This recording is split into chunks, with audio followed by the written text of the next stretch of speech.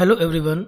मैं उमेश पाल आप सभी विद्यार्थियों का आपके अपने प्लेटफॉर्म टीचर्स वर्ल्ड में स्वागत करता हूं। आशा है कि आप सभी स्वस्थ और मस्त होंगे और सभी विद्यार्थियों पर राधा रानी की कृपा बनी होगी।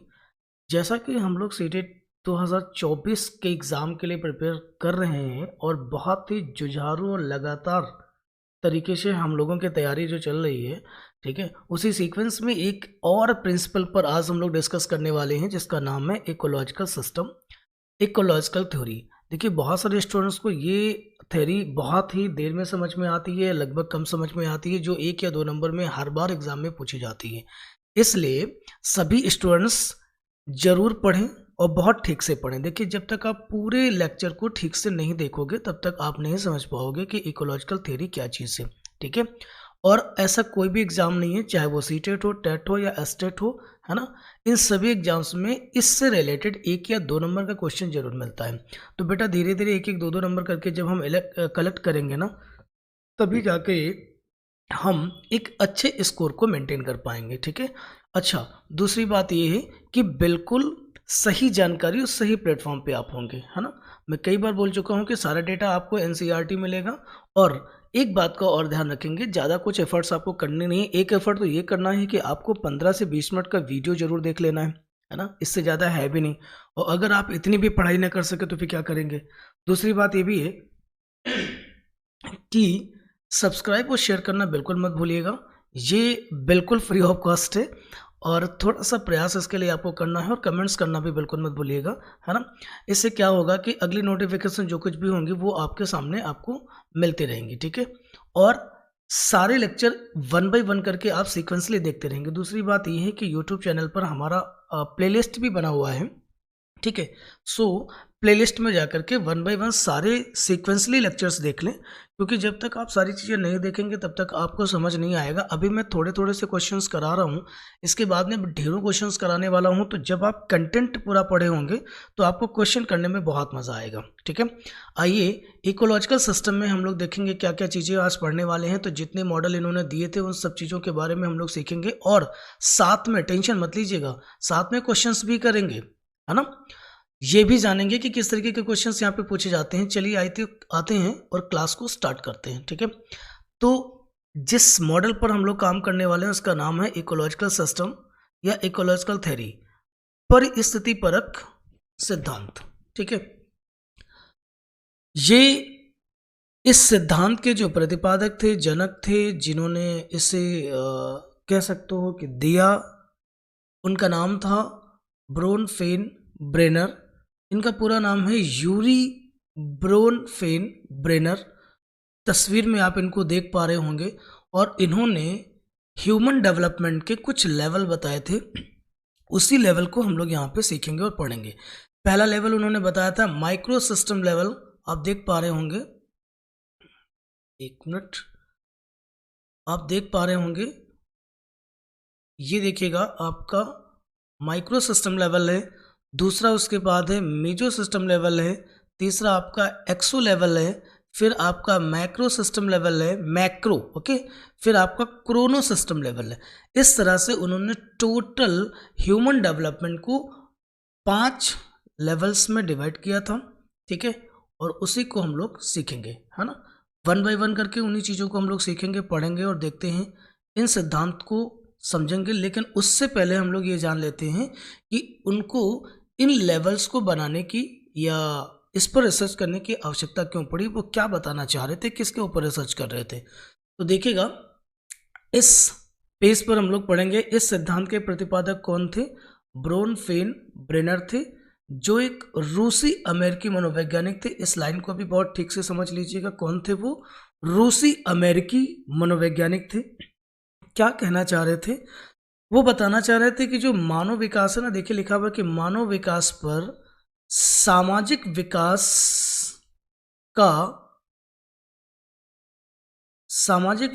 का गहरा प्रभाव होता है। मानव का विकास निर्जन स्थान पर नहीं होता, मतलब उस स्थान पर नहीं होता जहां कोई रहता नहीं है। अर्थात मानव विकास में परिवार, पड़ोस, स्कूल, आप देख पा रहे होंगे, स्कूल हो गया आपका पड़ोस, है ना। मित्र व समाज की महत्वपूर्ण भूमिका होती है। इन्होंने इस सिद्धांत को कितनी अवस्थाओं में बांटा है? 5 अवस्थाओं में बांटा है, ठीक है, जो निम्न है। नोटिस कीजिएगा, एक बार हम लोग इस चीज़ को फिर से पढ़ेंगे और जानेंगे इस चीज़ को। मानव का जो विकास है, वो कहना चाह रहे थे कि जो मानव का विकास है वो सामाजिक विकास में ही होता है। अगर मतलब किसी का सामाजिक विकास कमजोर है तो उसका कहीं ना कहीं मानव विकास प्रभावित हो जाएगा, है ना, क्योंकि व्यक्ति का निर्जन स्थान पर विकास तो होना नहीं है। और वो जब अपने समाज के बीच रहेगा, अपने परिवार के बीच रहेगा, स्कूल में रहेगा, मित्रों के बीच जाएगा, सामाजिक भूमिकाओं में हिस्सा लेगा, तो उसका धीरे धीरे करके उसके अंदर मैच्योरिटी आना स्टार्ट हो जाएगी, ठीक है। तो घर बैठ के कभी किसी का विकास नहीं हुआ, भगवान बुद्ध को भी घर छोड़ना पड़ा और बाहर जाना पड़ा, तभी उन्हें ज्ञान प्राप्त हुआ और उनका संपूर्ण विकास हो सका, ठीक है। आइए जानते हैं कि उन्होंने कौन कौन से लेवल बनाए थे। तो लेवल को देखिएगा, पहला लेवल उन्होंने बनाया था माइक्रो सिस्टम लेवल, जिसको हम लोग लघु मंडल बुलाते हैं। थोड़ा सा दिमाग में इस फिगर को भी रखिएगा, इस ग्राफ को भी रखिएगा। देखिए पहला उन्होंने कौन सा बताया है? Micro system level. हम लोग यहां से शुरू करेंगे और ऊपर की ओर जाएंगे, ठीक है। देखिए लघु मंडल में उन्होंने क्या बताया है? यह विकास की सबसे आंतरिक अवस्था है। इस परिवेश में बच्चा अपने परिवार, साथी, सहयोगी, अध्यापक एवं पास पड़ों के साथ अंतःक्रिया करता है। मतलब वो ये बताना चाह रहे हैं कि जो लघु मंडल होता है वो सबसे नियरेस्ट या क्लोजअप स्टेज होती है। बच्चा अपने परिवार में, सभी संगी साथियों, पड़ोस में, अध्यापक से, इन सब से वो इंटरेक्ट होता है और इनके बीच, इनके संबंधों के बीच अंतःक्रिया प्रारंभ हो जाती है और बच्चा यह समझने लगता है कि किस व्यक्ति के साथ किस स्थान पर कौन सी स्थितियों में कैसा व्यवहार करने की आवश्यकता है, ठीक है। और व्यक्ति समाज में रहकर सामाजिक व्यवहारों को करना सीखता है। आते हैं अगले लेवल पर। अगले लेवल पर आएंगे और क्या है कि मध्य मंडल को हम लोग जानेंगे, जो मेजो सिस्टम होता है। लघु मंडल के साथ समायोजन करना मध्य मंडल कहलाता है। मतलब मध्य मंडल कुछ नहीं है, लघु मंडल में जो जो एलिमेंट्स थे, जो जो तत्व थे, जो जो लोग उनसे उनके कांटेक्ट में आ रहे थे, उनसे जो इंटरेक्शन हो रहा था, उनके बीच ये एडजस्ट करना सीख रहे थे, ठीक है। आगे आते हैं, अर्थात जब बालक अपने परिवार, अध्यापक, संगी साथी आदि के साथ संबंध स्थापित करता है तो इसे हम लोग क्या बुलाते हैं? मध्य मंडल के नाम से जानते हैं। आई थिंक बात समझ में आ गई होगी। नेक्स्ट वाले लेवल पर आएंगे। यहां लिखा हुआ है एक्सो सिस्टम, इसको कहा जाता है, बाह्यमंडल इसको कहते हैं। इसमें बालक के आसपास की वस्तुएं जो होती है ना, वो सब बाह्यमंडल में आते हैं। उसके आसपास कौन कौन सी चीज़ें देखने को मिलेंगी? जैसे माता पिता का कार्यालय हो सकता है, स्कूल है, मंदिर है, और जो आसपास का कल्चर है आदि उसके वातावरण को प्रभावित करते हैं, जिससे उसका विकास भी प्रभावित होता है। कहने का मतलब ये हो जाता है कि आपने ध्यान दिया हो, बच्चे के ऊपर मैं एक एग्जाम्पल को बहुत ठीक से क्लियर कर दूं, बाकी आप ठीक से समझने की कोशिश कीजिएगा खुद से भी। जैसे माता पिता का कार्यालय है, बहुत छोटा सा एग्जाम्पल मैं ले रहा हूं उसका। तो देखिए जब बच्चा घर में होता है ना, तो अगर हमारे माता पिता, किसी के माता पिता, किसी बच्चे के माता पिता सपोज दैट अध्यापक हैं, है ना, तो उनका कार्यालय क्या होगा? स्कूल हो सकता है, कोई संस्था हो सकती है, ठीक है, कोचिंग संस्था हो सकती है या स्कूल हो सकता है ना, वहाँ पर वो कार्यरत होंगे, ठीक। तो बच्चा कभी जिद करता है कि पापा मैं भी साथ में चलूंगा, आप किस ऑफिस जाते हो, कहाँ जाते हो? कहीं ना कहीं कई बार ऐसे केसेस होते ही हैं कि बच्चे अक्सर माता और पिता के कार्यालय तक पहुँच ही जाते हैं। तो बच्चा वहाँ क्या देख रहा है कि पिताजी बहुत सारे बच्चों को शिक्षा देने का काम कर रहे हैं, पढ़ा रहे हैं, सिखाने का काम कर रहे हैं, ठीक है, और उनके आसपास बुक्स हैं, है ना, यंग माइंड्स हैं। तो बच्चे को के ऊपर उन सब चीज़ों का बहुत ही गहरा प्रभाव पड़ेगा। सपोज दैट बच्चा माता पिता उनके IAS ऑफिसर हैं या पुलिस में है, प्रशासन में है, ठीक है, तो बच्चा वहाँ पर वैसी स्थितियों से परिचित होगा। मान लीजिए पिताजी सिंगिंग करते हैं, सिंगर हैं, या डांस करते हैं, ये बॉलीवुड से रिलेटेड है, ठीक है। सो उनके कार्यालय में उनसे जुड़ी हुई चीज़ें वहाँ वो आसपास देखेगा।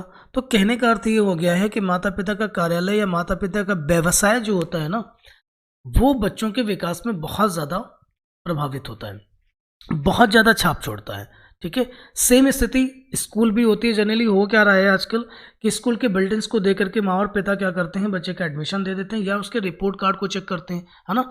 मुझे लगता है या इनका कहने का मतलब था कि स्कूल के परिवेश को, स्कूल के एटमॉस्फेयर को ज़रूर चेक करें, ज़रूर जांचें, क्योंकि स्कूल की बिल्डिंग जितना प्रभावित करती है उससे कहीं ज़्यादा आंतरिक एटमॉस्फेयर, अंदर का एटमॉस्फेयर बच्चे के विकास को बहुत ज़्यादा प्रभावित करेगा, ठीक है। सेम स्थिति मंदिर में होती है। जैसे मंदिर माँ और पिता जा रहे होंगे, जैसी राधा कृष्ण और राम सीता की मूर्ति उन्होंने देखी होगी, बस उसी की वेशभूषा में उनको वो जानते होंगे और पहचानते होंगे। दूसरी बात आ जाती है, जिस कल्चर में, जिस परिवेश में बच्चे रहेंगे, वैसा ही कल्चर वो धीरे धीरे करके अडॉप्ट करना शुरू कर देते हैं। तो कहीं ना कहीं मानव के विकास में उसके आसपास की वस्तुओं का बहुत ज़्यादा महत्वपूर्ण भूमिका होती है। नेक्स्ट पॉइंट पर आते हैं, अगले लेवल पर आते हैं। उन्होंने नेक्स्ट लेवल कौन सा बताया है?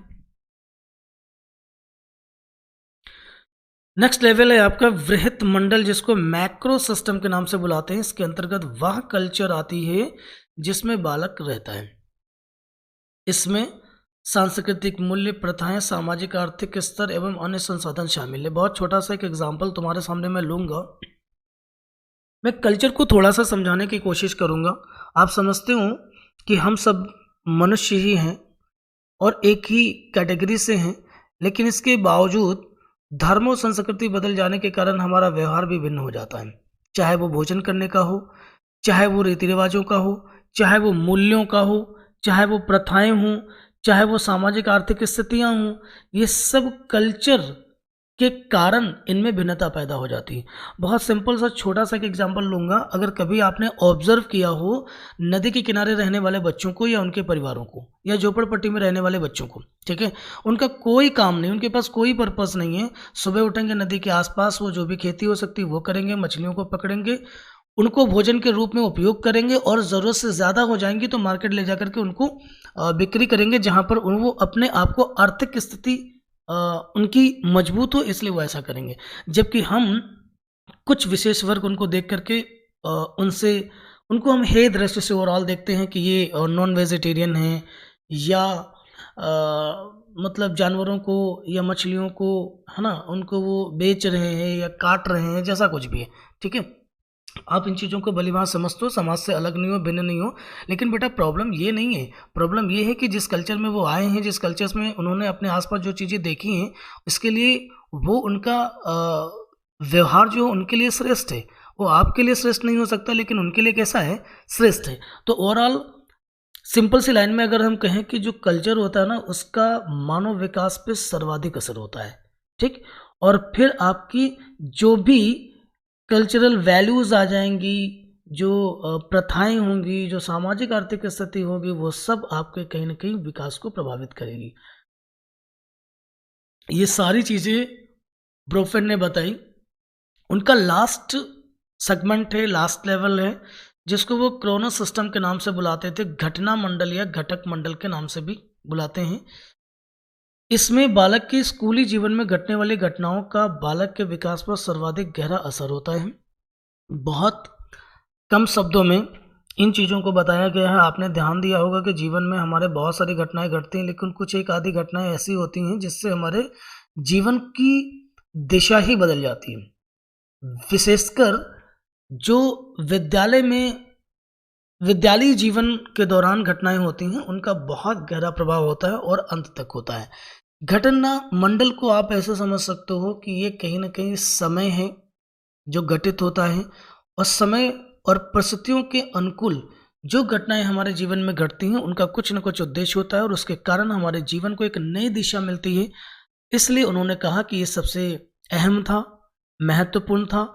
और एक छोटे एग्जाम्पल से मैं आपको बताना चाहूँगा, किसी भी अपराधी व्यक्ति के अगर जीवन को पूरा एनालिसिस कीजिएगा, तो वह जब पैदा हुआ था तब वह अपराधी नहीं था, लेकिन जिस परिवेश में रहा और जिस तरीके के विद्यालय तक पहुंचा, विद्यालय जीवन में कुछ ऐसी स्थिति और घटना पैदा हुई जिसके कारण जाने अनजाने में उससे कोई अपराध हो गया और उसके बाद समाज ने उस अपराध को पोषित किया। इसके बाद वह उसका जो पोषण था उसके शारीरिक मानसिक विकास के साथ साथ वो भी युवा हो गया, और जब व्यक्ति युवा हुआ और उसके साथ उसका अपराध भी जवान हो गया, युवा हो गया, अब वह बड़े रूप में जब घटनाएं करता है तब यही समाज कहता है कि इस व्यक्ति ने यह व्यक्ति अपराधी है और इसे संवैधानिक दंड मिलना चाहिए। ठीक है, तो कहने का अर्थ ये है कि कोई भी व्यक्ति जन्म से ना विद्वान होता ना तो वो अपराधी होता, इसी समाज इसी दुनिया में आकर के लोगों के साथ अलग अलग घटनाएं घटने के कारण उनके जीवन में महत्वपूर्ण परिवर्तन आता है। इसी बात पर ब्रोनफेन ब्रेनर अपने क्रोनो सिस्टम को समझाने की कोशिश कर रहे थे। ठीक है, और चलते हैं। इनके सारे मंडल बेटा कंप्लीट हो चुके हैं। इन्होंने 5 मंडल बताए थे, आपको एक बार हम दिखा देते हैं। यहाँ पे देखिएगा, 5 मंडल हमने आपको समझा दिए हैं। माइक्रो सिस्टम लेवल को बता दिया है, मीजो को बता दिया है, एक्सो बता दिया है, मैक्रो सिस्टम बता दिया और क्रोनो सिस्टम उनका लास्ट था जिसको हम लोग घटना मंडल के नाम से जानते थे। ठीक है, तो सभी चीज़ें आपको उम्मीद है समझ में आ गई होंगी और आगे से इस पर कोई गलतियां नहीं करोगे। चलिए आते हैं कुछ क्वेश्चन जो इनके ऊपर बनते हैं उनको हम लोग जान लेते हैं। पहला क्वेश्चन आप पढ़ेंगे और कंटेंट आपने पढ़ लिया इसलिए आपको क्वेश्चन बताने में कोई समस्या नहीं होगी। देखिए, ब्रोनफेन ब्रेनन के अनुसार मानव विकास कुछ प्रमुख सिद्धांतों का अनुपालन करता है, इनमें से कौन सा सही नहीं है। ध्यान दीजिएगा, कौन सा सही नहीं है वो बताना है। ठीक है, जो ब्रोनफेन ब्रेनर या इकोलॉजिकल सिस्टम के अनुसार सही नहीं है, तो फर्स्ट ऑप्शन आपका उत्तर बनेगा, ये तो इकोलॉजिकल सिस्टम में होता है। वृहत मंडल भी होता है, इनमें से कोई नहीं, कोई ऑप्शन ही नहीं है। अनुक्रमिकता का सिद्धांत बिल्कुल सही उत्तर होगा। जानते हैं क्यों? क्यों भैया? इसलिए होगा क्योंकि, एक मिनट, इसलिए होगा क्योंकि देखिएगा ये इकोलॉजिकल सिस्टम का पार्ट नहीं है। ठीक है, क्योंकि इकोलॉजिकल सिस्टम में क्या था, लघुमंडल वृहत मंडल तो है, वो अनुक्रमिकता नहीं है। वो अलग बात है कि विकास के सिद्धांत का एक हिस्सा अनुक्रमिकता जरूर होता है, क्योंकि विकास सीक्वेंसली ही होता है, डेवलपमेंट सीक्वेंसली ही होता है, वो एक विकास का सिद्धांत है। बट अकॉर्डिंग टू ब्रोनफेन ब्रेनर वो विकास का सिद्धांत नहीं होगा, इसलिए उत्तर बन जाएगा सेकंड। अगले क्वेश्चन पे आते हैं और समझते हैं। निम्नलिखित में से किसके अनुसार बालक के विकास पर सामाजिक सांस्कृतिक तत्वों के कई रूपों का प्रभाव पड़ता है? सिंपल है, ब्रोनफेन ब्रेनन के अनुसार पड़ता है, क्योंकि ये कहना चाह रहे थे, क्योंकि यही तो है जो ये बताना चाह रहे थे कि जो समाज और संस्कृति होते हैं उसके कई रूपों का असर ब्रोनफेन का असर मानव के विकास पर होता है या बालक के विकास पर पड़ता है। चलिए अगले क्वेश्चन पर हम लोग आ जाते हैं, इसको ठीक से समझेंगे, देखेंगे। कह रहे हैं मानव विकास का परिस्थिति परक सिद्धांत किसने दिया? सिंपल है, अभी तो पढ़ के आ रहे हैं हम लोग, इकोलॉजिकल सिस्टम है और ये इकोलॉजिकल सिस्टम किसने दिया था? ब्रोनफेन ब्रेनर ने दिया था।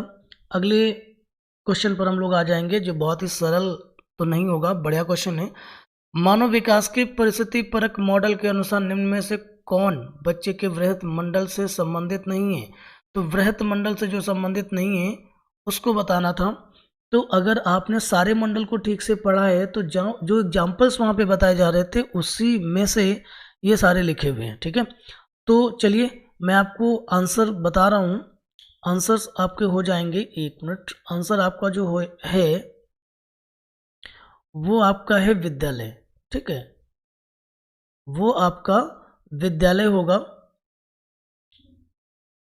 विद्यालय इसका बिल्कुल सही उत्तर है। ठीक, जो वृहत मंडल का नहीं है, क्योंकि ये जो होता है वो वायुमंडल का एग्जाम्पल होता है। वायुमंडल में लिखा होता है कि जहाँ पर माता पिता का कार्यालय, स्कूल, मंदिर, मस्जिद, ये सारी चीज़ें उसके विकास को बहुत अधिक प्रभावित करते हैं।